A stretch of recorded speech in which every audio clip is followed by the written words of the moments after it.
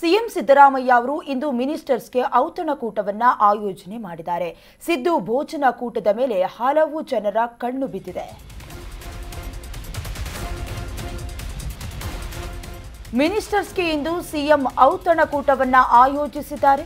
ಸಿದ್ದು ಭೋಜನ ಕೂಟದ ಮೇಲೆ ಹಲವು ನಾಯಕರ ಕಣ್ಣಿದೆ.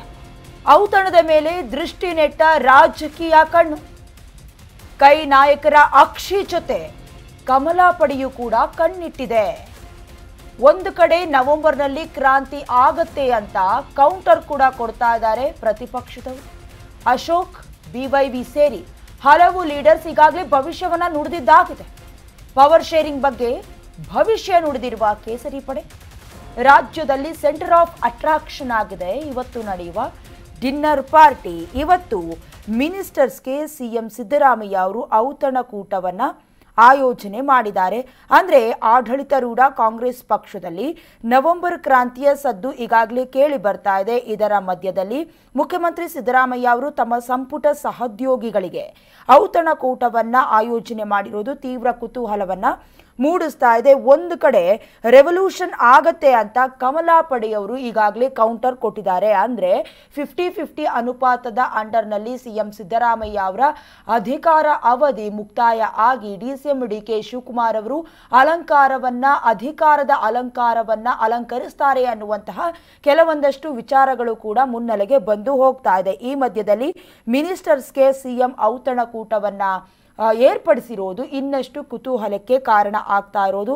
ಇವತ್ತು ಬೆಳಗಿನ ಅವರ ಕೆಲವೊಂದಷ್ಟು ರುಟೀನ್ಗಳು ಕೂಡ ಇದೆ. 9:45ಕ್ಕೆ ಕಿತ್ತೂರು ಉತ್ಸವ ಜ್ಯೋತಿಗೆ ವಿಧಾನಸೌಧ ಮುಂಭಾಗ ಚಾಲನೆ ನೀಡಿ ನಂತರದಲ್ಲಿ ಬಾಗಲಕೋಟೆ ಜಿಲ್ಲಾ ಪ್ರವಾಸಕ್ಕೆ ಹೋಗ್ತಾರೆ.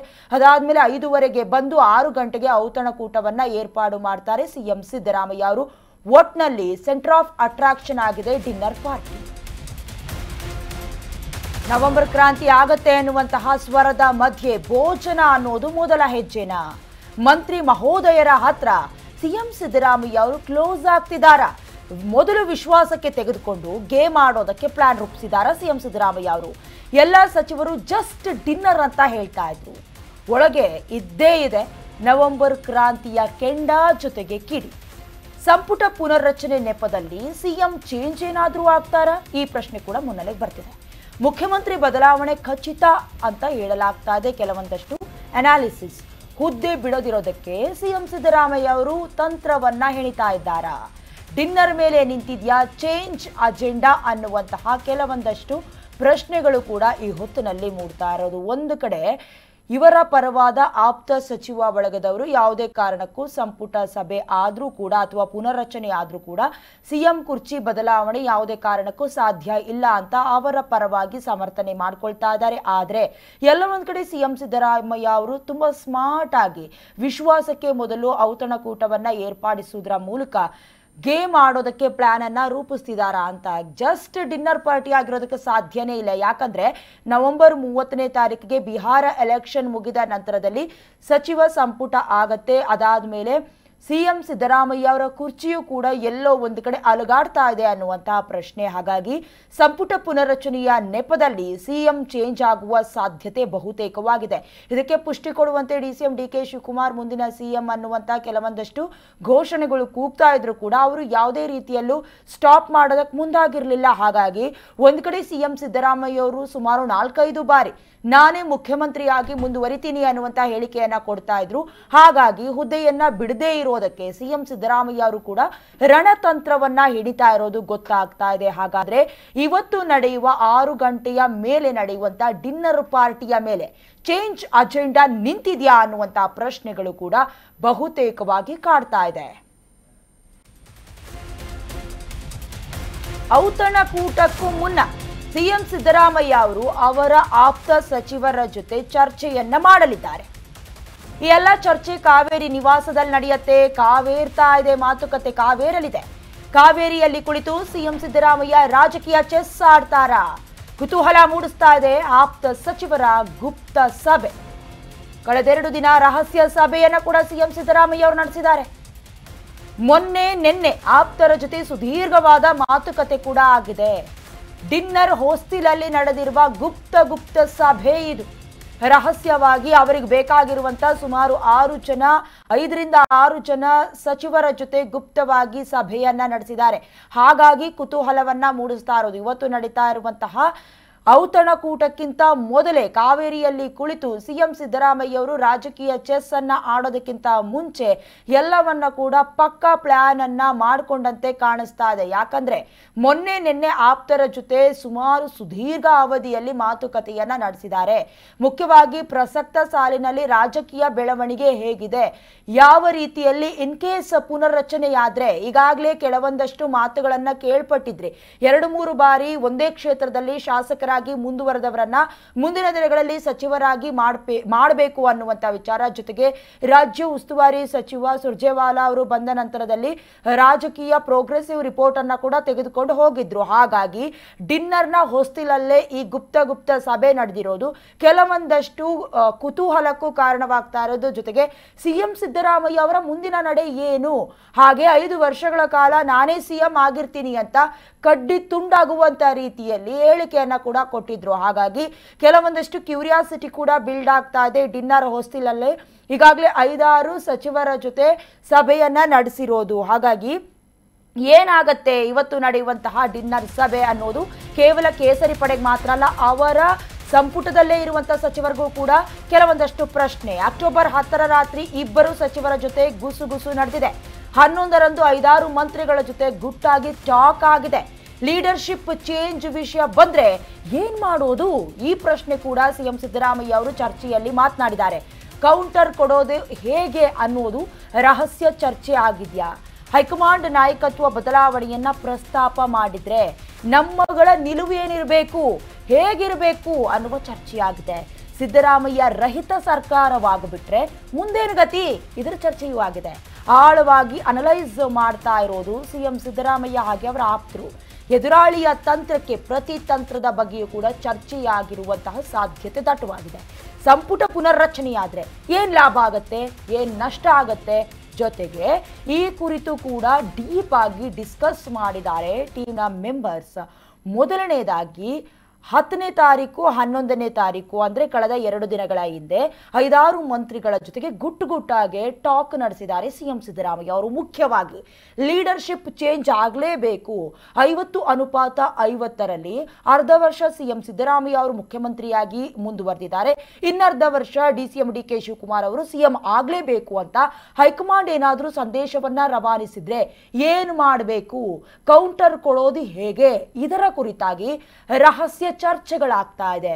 ಹೈಕಮಾಂಡ್ ಏನಾದ್ರೂ ನಾಯಕತ್ವ ಬದಲಾವಣೆಯನ್ನ ಪ್ರಸ್ತಾಪ ಮಾಡಿದ್ರೆ, ಯಾಕೆ ಇಷ್ಟೊಂದು ಸ್ಟ್ರಾಂಗ್ ಅನಾಲಿಸಿಸ್ ಅಂದ್ರೆ, ಈ ಹಿಂದೆ ಕೂಡ ಎಐಸಿಸಿ ವಿಚಾರಕ್ಕೆ ಸಂಬಂಧಪಟ್ಟಂತೆ ಸಭೆ ಆಯಿತು. ಆ ಸಂದರ್ಭದಲ್ಲಿ ಸಿಎಂ ಸಿದ್ದರಾಮಯ್ಯ ಅವರಿಗೆ ಅಧ್ಯಕ್ಷ ಸ್ಥಾನವನ್ನ ಕೊಟ್ಟಿದ್ರು. ಎಲ್ಲೋ ಒಂದು ಕಡೆ ಕೇಂದ್ರಕ್ಕೆ ಹೋಗ್ಬಿಡ್ತಾರಾ ಅನ್ನುವಂಥ ರೀತಿಯಲ್ಲಿ ಚರ್ಚೆ ಆಗ್ತಾ ಇತ್ತು. ಹಾಗಾಗಿ ಏನಾದರೂ ಬದಲಾವಣೆಯನ್ನ ಪ್ರಸ್ತಾಪ ಮಾಡಿದ್ರೆ ನಮ್ಮ ನಿಲುವು ಹೇಗಿರಬೇಕು, ಸಿಎಂ ಸಿದ್ದರಾಮಯ್ಯ ಅವರನ್ನ ಉಳಿಸ್ಕೊಳ್ಳೋದಕ್ಕೆ ಯಾವ ರೀತಿಯಲ್ಲಿ ಬ್ಯಾಟಿಂಗ್ ಬೀಸಬೇಕು ಅನ್ನೋದರ ಕುರಿತಾಗಿ ಚರ್ಚೆ ಕೂಡ ಆಗಿದೆ.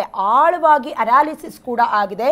ಸಿಎಂ ಸಿದ್ದರಾಮಯ್ಯ ಹಾಗೆ ಅವರ ಆಪ್ತರು ಸೇರಿದಂತೆ ಆಳವಾದ ಡಿಸ್ಕಸ್ ಕೂಡ ಆಗಿದೆ. ಇನ್ ಕೇಸ್ ಸಂಪುಟ ಪುನರ್ರಚನೆಯಾದ್ರೆ ಲಾಭ ಏನಿದೆ, ನಷ್ಟ ಏನಿದೆ, ಇದರ ಕುರಿತು ಕೂಡ ಚರ್ಚೆ ಆಗಿದೆ ಅನ್ನುವಂತಹ ಮಾಹಿತಿ ಹೊರ ಬಂದಿರೋದು. ಇನ್ನು ಇದೇ ವಿಚಾರಕ್ಕೆ ಸಂಬಂಧಪಟ್ಟಂತೆ ಹೆಚ್ಚಿನ ಡೀಟೇಲ್ಸ್ ಅನ್ನ ಕೊಡ್ತಾ ಹೋಗ್ತಾರೆ ನಮ್ಮ ಪೊಲಿಟಿಕಲ್ ರಿಪೋರ್ಟರ್ ಕಿರಣ್ ಕಾನ್ಮನೆ. ಕಿರಣ್, ಈಗಾಗಲೇ ರಾಜ್ಯ ರಾಜಕೀಯದಲ್ಲಿ ಇಷ್ಟು ದಿನ ಸೌಂಡ್ ಮಾಡ್ತಾ ಇದ್ದಿದ್ದು ನವೆಂಬರ್ ಕ್ರಾಂತಿ ಆಗತ್ತೆ ಅಂತ. ಇದೇ ಹೊಸ್ತಿಲಿನಲ್ಲಿ ಈಗಾಗಲೇ ಡಿನ್ನರ್ ಮೀಟಿಂಗ್ ಕೂಡ ನಡೀತಾ ಇದೆ. ಈ ಹೊತ್ತಿನಲ್ಲಿ ಸಿಎಂ ಸಿದ್ದರಾಮಯ್ಯ ಅವರು ಕೂಡ ಕಳೆದ 2 ದಿನಗಳ ಹಿಂದೆ ಮೀಟಿಂಗ್ ಕೂಡ ಮಾಡಿದ್ದಾರೆ ಅನ್ನುವಂಥ ವಿಚಾರ ಕೂಡ ಬಹಿರಂಗ ಆಗ್ತಾ ಇದೆ. ಏನೇನು ವಿಚಾರ ಡಿಸ್ಕಸ್ ಆಗಿದೆ, ಅಷ್ಟೊಂದು ಸ್ಟ್ರಾಂಗ್ ಬಿಲೀಫ್ ಇದೆಯಾ ಸಿದ್ದರಾಮಯ್ಯ ಅವರು ಚೇಂಜ್ ಬಿಡ್ತಾರೆ ಅಂತ? ಎಸ್, ಹೌದು. ಏನು ಸಚಿವ ಸಂಪುಟ ವಿಸ್ತರಣೆ ಅಂತ ಆಗುತ್ತೆ, ನವೆಂಬರ್ ನಲ್ಲಿ ಕ್ರಾಂತಿ ಆಗುತ್ತೆ ಅಂತ ಹೇಳಿ ರಾಜಕೀಯ ವಲಯದಲ್ಲಿ ಬಹಳ ದಿನಗಳಿಂದ ಚರ್ಚೆ ಆಗುವಂತಹ ವಿಚಾರಕ್ಕೆ ಇವತ್ತು ಸಿಎಂ ಸಿದ್ದರಾಮಯ್ಯನವರ ಔತಣಕೂಟ ಸಾಕ್ಷಿ ಆಗುವಂತಹ ಎಲ್ಲಾ ಲಕ್ಷಣಗಳು ಸದ್ಯಕ್ಕೆ ಕಂಡು ಬರ್ತಾ ಇರುವಂತದ್ದು. ಯಾಕಂತ ಹೇಳಿದ್ರೆ ಕಾಂಗ್ರೆಸ್ ಸರ್ಕಾರಕ್ಕೆ 2.5 ವರ್ಷಗಳು ಪೂರ್ಣಗೊಳಿಸಿದ ಹಿನ್ನೆಲೆಯಲ್ಲಿ ಸಚಿವ ಸಂಪುಟ ವಿಸ್ತರಣೆ ಆಗುತ್ತೆ ಅಂತ ಹೇಳಿ ರಾಜಕೀಯ ವಲಯದಲ್ಲಿ ಚರ್ಚೆ ಆಗ್ತಾ ಇದೆ. ಇದಕ್ಕೆ ಪುಷ್ಟಿ ನೀಡುವಂತೆ ಇವತ್ತು ನಡೆಯುವಂತಹ ಡಿನ್ನರ್ ಮೀಟಿಂಗ್ ಏನಿದೆ, ಸಂಜೆ ಡಿನ್ನರ್ ಮೀಟಿಂಗ್ ನಡೀತಾ ಇರುವಂತದ್ದು. ಯಾರೆಲ್ಲ ಸಚಿವ ಸಂಪುಟದ ಎಲ್ಲಾ ಸಚಿವರಿಗೆ ಇವತ್ತು ಔತಣಕೂಟವನ್ನ ಸಿಎಂ ಸಿದ್ದರಾಮಯ್ಯನವರು ಆಯೋಜನೆಯನ್ನು ಮಾಡಿರುವಂತದ್ದು. ಇವತ್ತು ಈ ಏನು ಔತಣಕೂಟ ಇದೆ, ಇವತ್ತು ಯಾರೆಲ್ಲ ಸಚಿವರನ್ನ ಉಳಿಸ್ಕೊಳ್ಬೇಕು, ಯಾರಿಗೆಲ್ಲ ಕೋಕ್ ನೀಡಬೇಕು ಅನ್ನೋದ್ರ ಬಗ್ಗೆ ನೇರವಾಗಿ ಸಚಿವರ ಜೊತೆ ಸಿಎಂ ಮಾತುಕತೆಯನ್ನ ನಡೆಸ್ತಾರೆ ಅಂತಕ್ಕಂತಹ ಮಾಹಿತಿಗಳು ರಾಜಕೀಯ ವಲಯದಲ್ಲಿ ಸದ್ಯಕ್ಕೆ ಚರ್ಚೆ ಆಗ್ತಾ ಇರುವಂತದ್ದು. ಯಾಕಂತ ಹೇಳಿದ್ರೆ ನವೆಂಬರ್ ನಲ್ಲಿ ಮುಂಬರುವ ಬಿಹಾರದ ಚುನಾವಣೆ ಬಳಿಕ ನವೆಂಬರ್ 20ರ ನಂತರ ರಾಜ್ಯದಲ್ಲಿ ಸಚಿವ ಸಂಪುಟ ವಿಸ್ತರಣೆ ಆಗುತ್ತೆ. ಹಳೆ ಒಂದಿಷ್ಟು ಮುಖಗಳಿಗೆ ಏನು ಇಲಾಖೆಯಲ್ಲಿ ಕೆಲಸವನ್ನ ಮಾಡದೇ ಇರುವಂತಹ ಸಚಿವರಿಗೆ ಕೋಕ್ ನೀಡಿ ಏನು ಯಾರೆಲ್ಲ ಆಕಾಂಕ್ಷಿಸಿದ್ದಾರೆ ಕಾಂಗ್ರೆಸ್ನ ಹಿರಿಯ ನಾಯಕರುಗಳಾಗಿರ್ಬೋದು ಮತ್ತೆ ಒಂದಿಷ್ಟು ಯುವಕರು ಏನು ಹೆಂಗಾಗಿ ಹೊಸ ಮುಖಗಳಿಗೆ ಮಣೆ ಹಾಕುವಂತ ಎಲ್ಲಾ ಸಾಧ್ಯತೆಗಳು ಕಂಡು ಬರ್ತಾ ಇದೆ. ಅದರ ಜೊತೆಗೆ ಈ ಹಿನ್ನೆಲೆಯಲ್ಲಿ ಸಿಎಂ ಸಿದ್ದರಾಮಯ್ಯನವರು ತಮ್ಮ ಆಪ್ತ ಏನ್ ಬಣದಲ್ಲಿ ಗುರುತಿಸಿಕೊಂಡಿರುವಂತಹ ಸಚಿವರ ಜೊತೆ ಅಂತ ಹೇಳಿ ಸಿಎಂ ಬಣದಲ್ಲಿ ಗುರುತಿಸಿಕೊಂಡಿರುವಂತಹ ಸಚಿವರ ಜೊತೆ ಈಗಾಗಲೇ 1-2-3 ದಿನಗಳಿಂದ ಸಿಎಂ 1-2-3-4 ಜನ ಸಚಿವರ ಜೊತೆ ಸಭೆಯನ್ನ ಮಾಡಿದ್ದಾರೆ ಅಂತಕ್ಕಂಥ ಗುಪ್ತವಾಗಿ ಮೀಟಿಂಗ್ ಅನ್ನ ಮಾಡಿದ್ದಾರೆ ಅಂತಕ್ಕಂಥ ಮಾಹಿತಿಗಳು ಸದ್ಯಕ್ಕೆ ಗೊತ್ತಾಗ್ತಾ ಇರುವಂತದ್ದು ಡಯನಾ. ಓಕೆ ಕಿರಣ್, ಒಂದು ಕಡೆ ಪ್ರತಿಪಕ್ಷಗಳ ಕಣ್ಣು ಕೂಡ ಸಿಎಂ ಸಿದ್ದರಾಮಯ್ಯ ಅವರ ಡಿನ್ನರ್ ಮೀಟಿಂಗ್ ಮೇಲಿದೆ.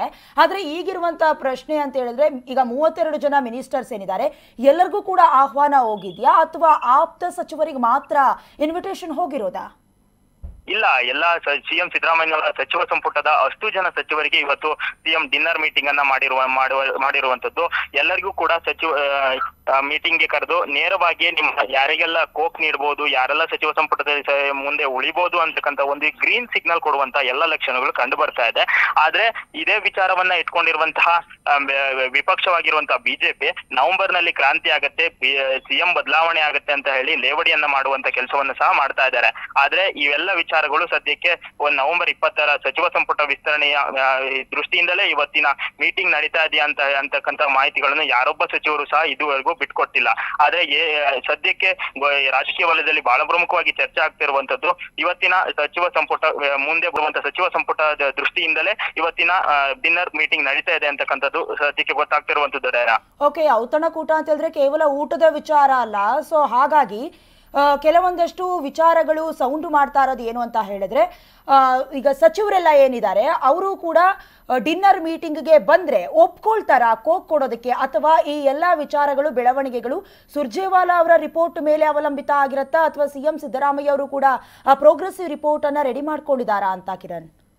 ಎಸ್, ಈಗಾಗಲೇ ಈ ಹಿಂದೆ ಹಲವು ಬಾರಿ ಕಾಂಗ್ರೆಸ್ನ ಆಡಳಿತ ಪಕ್ಷದ ಶಾಸಕರಾಗಿರ್ಬೋದು ಮತ್ತೆ ಪ್ರಮುಖ ನಾಯಕರುಗಳು ನೇರವಾಗಿ ಸಚಿವರ ಮೇಲೆ ಅಸಮಾಧಾನವನ್ನ ವ್ಯಕ್ತಪಡಿಸಿದ್ರು. ಆನಂತರವಾಗಿ ಸುರ್ಜೇವಾಲಾ ಅವರು ಬಂದು ಆ ಡ್ಯಾಮೇಜ್ ಅನ್ನ ಕಂಟ್ರೋಲ್ ಮಾಡುವಂತ ಪ್ರಯತ್ನವನ್ನ ಮಾಡಿದ್ರು. ಆ ತದನಂತರವಾಗಿ ಸಿಎಂ ಸಿದ್ದರಾಮಯ್ಯನವರು ಈ ಹಿಂದೆ ದೆಹಲಿಗೆ ಹೋದಂತ ಸಂದರ್ಭದಲ್ಲಿ ರಾಹುಲ್ ಗಾಂಧಿ ಅವರನ್ನ ಭೇಟಿ ಮಾಡಿದ ಸಂದರ್ಭದಲ್ಲಿ ಬಿಹಾರದ ಚುನಾವಣೆ ಬಳಿಕ ರಾಜ್ಯದಲ್ಲಿ ನಿಮ್ಮ ಕರ್ನಾಟಕದಲ್ಲೂ ಸಹ ಸಚಿವ ಸಂಪುಟ ವಿಸ್ತರಣೆ ಆಗ್ಬೇಕು ಅಂತ ಹೇಳಿ ನೇರವಾಗಿ ಹೇಳಿದ್ದಾರೆ ಅಂತಕ್ಕಂಥ ಮಾಹಿತಿಗಳು ಸದ್ಯಕ್ಕೆ ರಾಜಕೀಯ ವಲಯದಲ್ಲಿ ಗೊತ್ತಾಗ್ತಾ ಇರುವಂತದ್ದು. ಆದ್ರೆ ಇವತ್ತಿನ ಮೀಟಿಂಗ್ ನಲ್ಲಿ ಯಾವೆಲ್ಲ ವಿಚಾರಗಳು ಚರ್ಚೆ ಆಗ್ತವೆ, ಎಂದು ಸಚಿವ ಸಂಪುಟ ವಿಸ್ತರಣೆ ಆಗುತ್ತೆ, ಯಾರೆಲ್ಲ ಸಚಿವರಿಗೆ ನೇರವಾಗಿ ಕೋಕ್ ಕೊಡ್ತಾರೆ ಅಂತಕ್ಕಂಥ ಮಾಹಿತಿಗಳು ಸದ್ಯಕ್ಕೆ ಗೊತ್ತಾಗಬೇಕಾಗಿರುವಂತದ್ದು ಸದ್ಯಕ್ಕೆ ಕುತೂಹಲವನ್ನು ಸಹ ಇದು ಮೂಡಿಸಿದೆ. ದಯನಾ, ಥ್ಯಾಂಕ್ ಯು ಕಿರಣ್ ನಿಮ್ಮೆಲ್ಲ ಡೀಟೇಲ್ಸ್ಗಾಗಿ. ಈಗಾಗಲೇ ಹೈಕಮಾಂಡ್ ನಿಂದ ಕೂಡ ಒಂದು ಕಡೆ ಮೆಸೇಜ್ ಪಾಸ್ ಆಗಬೇಕು ಅನ್ನೋದನ್ನೇ ಅವಲಂಬಿತ ಆಗ್ತಾರಾ ಅಥವಾ ಸಿಎಂ ಸಿದ್ದರಾಮಯ್ಯ ಅವರು ಈಗಾಗಲೇ ಡಿಸಿಷನ್ ತೆಗೆದುಕೊಂಡಿದ್ದಾರಾ? ನಿಜಕ್ಕೂ ಕೂಡ ನವೆಂಬರ್ ಕ್ರಾಂತಿ ಆಗತ್ತಾ? ಕಾದ್ ನೋಡ್ಬೇಕು.